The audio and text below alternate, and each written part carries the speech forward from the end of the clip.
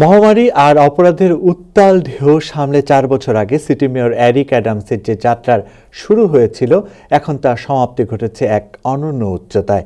Record সংখ্যক কর্মসংস্থান, record সংখ্যক আবাসন, রেকর্ড সংখ্যক ছোট ব্যবসা, প্রাথমিক শিশু শিক্ষায় রেকর্ড ভর্তি, গৃহহীনতা নিরসনের রেকর্ড বিনিয়োগ, অভাবনীয় নিরাপত্তা, এইসব অর্জনকে সঙ্গী করে নিউ ইয়র্ক সিটির ইতিহাসে এক নতুন অধ্যায় রচনার দাবি করলেন বিদায়ী মেয়র এরিক অ্যাডামস।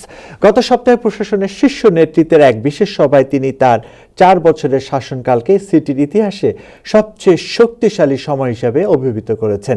গত সোমবার মেয়র গর্বের সঙ্গে উল্লেখ করেন তার প্রশাসন ছিল সিটির আসল প্রতিচ্ছবি। এটি ছিল প্রথম প্রশাসন যেখানে ৫ জন নারী ডেপুটি মেয়র এবং প্রথম ও দ্বিতীয় নারী পুলিশ কমিশনারের হাত ধরে এই শহর পরিচালিত হয়েছে। এছাড়া ডোমিনিকান, ফিলিপিনো, ভারতীয় এবং পার্সিয়ান এবং বংশোদ্ভূত ডেপুটি মেয়রদের অন্তর্ভুক্ত করে এক অন্তর্ভুক্তিমূলক নেতৃত্বের নজির করেছেন তিনি।